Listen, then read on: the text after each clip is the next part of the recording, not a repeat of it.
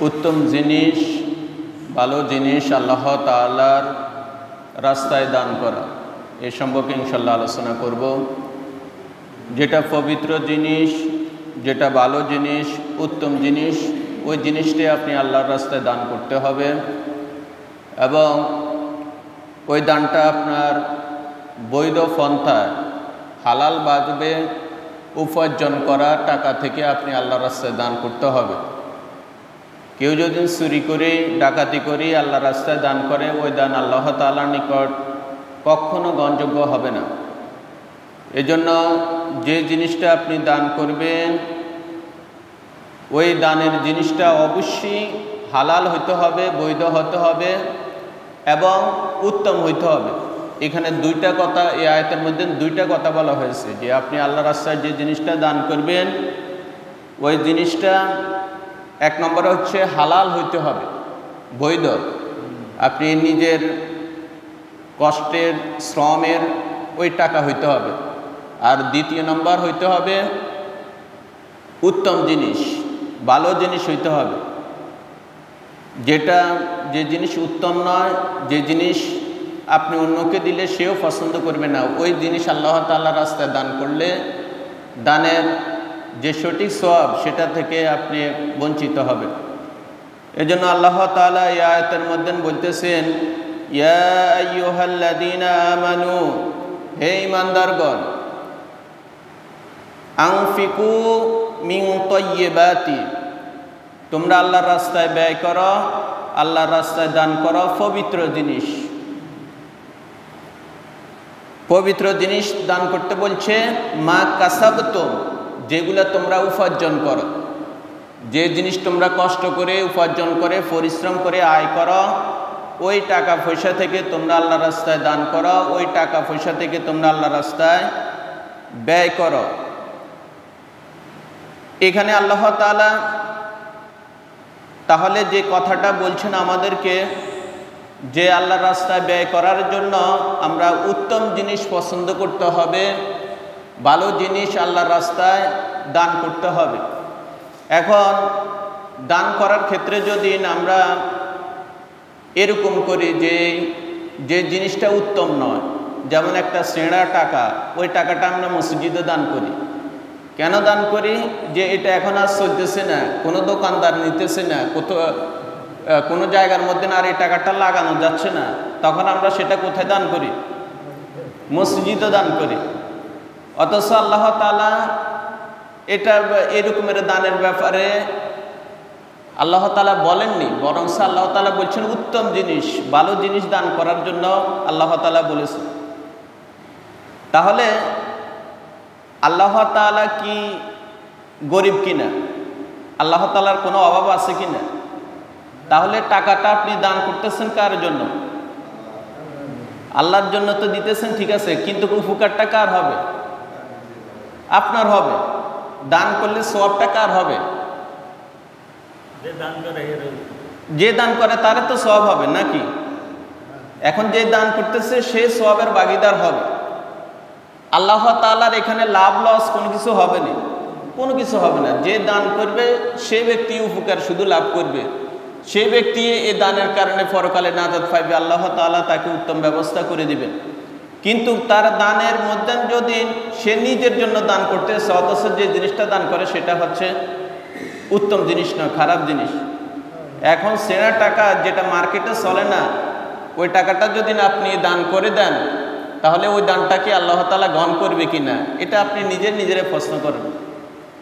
আমরা মসজিদের জন্য অন্যান্য যেগুলো দান করি, কেউ দান করলে যেমন দানের ভালোগুলা দান করতে চায় না, যেগুলো একটু সিঁটা বেশি সেগুলো দান করে। মসজিদের জন্য সুপারি দান করে, যে সুপারিগুলার একটু সিঁটা বেশি, সাই চিনতে ওই সিটাওয়ালা ছোট সুপারিগুলা দান করে, এবং যে সড়াটা একটু ছোট, ওই সড়াটা বেশি দান করে। এখন আল্লাহ তাআলা কি ঠেকা পড়ে গেছেনি? আল্লাহ তাআলা কি অভাবগ্রস্ত নি? আল্লাহ তাআলা কিন্তু কথাটা শেষে বলবে।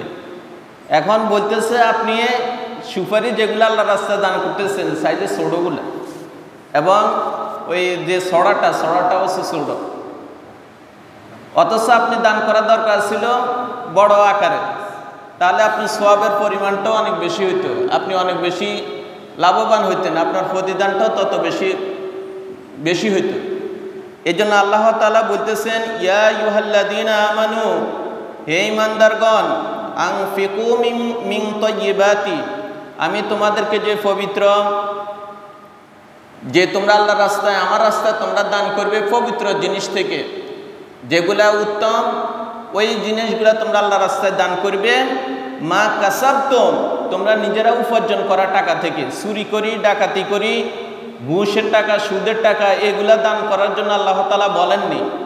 আল্লাহ তাআলা এই কারণে বলে দিছে যে 1 নম্বরে হইতে হবে পবিত্র, মানে উত্তম ভালো জিনিস। 2 নম্বর হচ্ছে মা কাসাবতুম, তোমার নিজের উপার্জন করা, নিজের কষ্টের টাকা, পরিশ্রমের টাকা, ওটা হইতে হবে। চুরি করি, ডাকাতি করি, সুদের ঘুষের টাকা দেওয়ার জন্য আল্লাহ তাআলা বলেননি। তাহলে আল্লাহ তাআলা এই কদ্দুর কথা দ্বারা আমাদেরকে শিক্ষা দিয়েছে আমরা এইভাবে দান করব। এরপরে আল্লাহ তাআলা বলতেছেন, ওয়া মিম্মা আখরাজনা লাকুম মিনাল আরদ, জমিন থেকে যেগুলা উৎপাদন হয় সেগুলা থেকে তোমরা আল্লাহর রাস্তায় ব্যয় করো। ওয়া মিম্মা আখরাজনা, আমি তোমাদের জন্য বের করি, ওয়া মিম্মা আখরাজনা লাকুম, আমি তোমাদের জন্য যেগুলা বের করি, উৎপাদন করি, মিনাল আরদি, এই জমিন থেকে, সেগুলা থেকে তোমরা আল্লাহর রাস্তায় দান করো। এখন জমিন থেকে আল্লাহ তাআলা যেগুলা দান করে, আমাদের জন্য রিজিক হিসাবে যে সম্পদ দেয়, সেগুলা থেকে আমরা আল্লাহর রাস্তায় আবার কি করতে হবে? দান করতে হবে। এটা হচ্ছে যাকাতুল আরদ বলা হয়। জমিনের মানে ভূমি থেকে যে সম্পদগুলো আপনি পাইবেন সেগুলারও যাকাত দিতে হবে। এরপরে আল্লাহ তাআলা বলতেছেন, ওয়ালা তায়াম্মামুল খাবিসা, তোমরা ইচ্ছা করিও না মন্দ জিনিসের, যেগুলা খারাপ জিনিস, সেগুলা এই আল্লাহর রাস্তায় মিনহু তুনফিকুনা, সেগুলা ব্যয় করার জন্য তোমরা সেটা ইচ্ছা পোষণ করিও না। আল্লাহ তাআলা এখানে এই কথাটা বলে দিয়েছেন এই কারণে, ওয়ালা তায়াম্মামুল খাবিসা মিনহু তুনফিকুন, যেগুলা মন্দ জিনিস, খারাপ জিনিস, ওই সম্পদগুলা, ওই জিনিসগুলা তোমরা আল্লাহর রাস্তায় ব্যয় করার জন্য ইচ্ছা পোষণ করিও না। এগুলার ব্যাপারে তোমরা কোনো অবস্থাতে ইচ্ছা পোষণ করিও না। ওয়ালাস্তুম বিআখিযিহি, যদি না তোমরা এগুলা গ্রহণ করো, যদি তোমাদের ব্যাপারে এরকমের হয়, যেমন আপনাকে কেউ যদি, আপনি একজনকে 5,000 টাকা হাওলাত দিছে, ঋণ দিছে, ঋণ দেওয়ার পরে এখন আপনি এই 5,000 টাকার মধ্যে 2টা ছেঁড়ার নোট দিয়ে দিছে, যেগুলা মানে চলতেছে না। এখন যে ঋণদাতা, যে ঋণ দিছে, তাকে আপনি যদি এই টাকাগুলা ফেরত দেন, সে নিতে চাইবেনি। ওই 2,000 টাকা যেটা ছেঁড়া, সেটা সে নিতে চাইবেনি, চাইবে না। কেন চাইবে না? কারণ এই টাকাগুলা বাজারে চলবে না, যার কারণে সে এই টাকাটা নিতেছে না।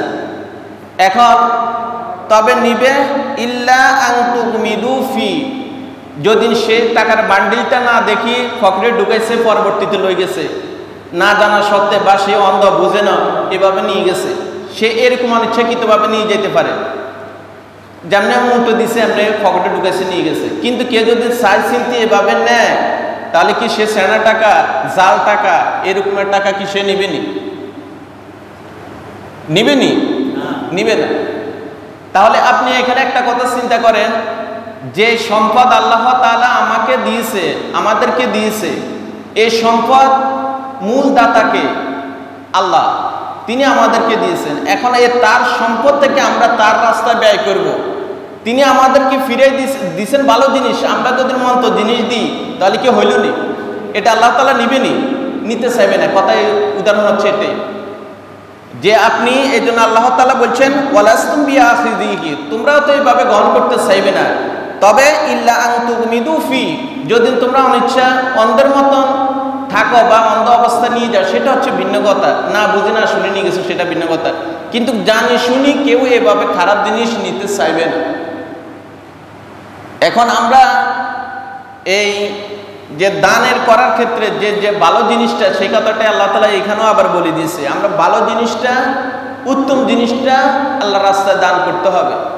এখন দেখা যায় অনেকে জাল টাকা, এই আমাদের এই মসজিদের মধ্যে না এরকম ঘটনা ঘটছে, জাল টাকা মসজিদের মধ্যে দিয়ে দিছে, 1000 টাকার নোট এভাবে জাল। তো এই সেনা টাকা, জাল টাকা যেগুলা চলে না সেগুলো আনি মসজিদের মধ্যে দিয়ে দেয়। তাহলে আপনি কি আসলে মূলত দান করছেন নাকি আল্লাহ তাআলার সাথে প্রতারণা করছেন? এটা প্রতারণা না? আপনি আল্লাহকে ধোঁকা দিচ্ছেন না নিজে ধোঁকাপ্রাপ্ত হয়েছেন? নিজে ধোঁকাপ্রাপ্ত হয়েছে, সে নিজের ক্ষতি করছে। আল্লাহর কোনো কিছু এখানে আসা যাইবে? কিছু হবে না। এজন্য আল্লাহ তাআলা বলছেন যে তোমরা নিজেরা তো ইচ্ছাকৃতভাবে এরকমের এগুলা নিতে চাও না, মন্দ জিনিস, খারাপ জিনিস, তাহলে তোমরা কেন এরকম করতেছো? আল্লাহ তাআলা এই কোরআনে পরবর্তী কথা বলছে, ওয়ালামু, তোমরা ভালো করে জানে রাখো, আল্লাহ গানিয়ুন হামিদ, আল্লাহ তাআলা ধনী, অভাবমুক্ত এবং হামিদ, তিনি প্রশংসিত। তোমাদের টাকা পয়সার আল্লাহর দরকার নাই। এইরকম সেনার টাকা, জাল টাকা, খারাপ জিনিস আল্লাহর রাস্তায় দান করবেন, এটা আল্লাহর কি প্রয়োজন আসেনি? আল্লাহ তাআলার কোনো টাকারও প্রয়োজন নাই। এই জন্য আল্লাহ তাআলা বলছেন তিনি হচ্ছেন গানিয়ুন, ধনী, এবং হামিদ, প্রশংসিত। তাহলে এই আয়াত থেকে আমরা শিক্ষা নিলাম যে আল্লাহর রাস্তায় দান করার জন্য দুইটা জিনিস অবলম্বন করতে হবে। এক নম্বর হচ্ছে আপনি ভালো জিনিস, উত্তম জিনিস দান করতে হবে। 2 নম্বর হচ্ছে নিজের পরিশ্রম করার টাকা আল্লাহর রাস্তায় দান করতে হবে। এই আয়াত থেকে আমরা এই জিনিসটা শিক্ষা নিলাম, এবং দান করার ক্ষেত্রে কোনো রকমের খারাপ জিনিস আমরা দান করব না।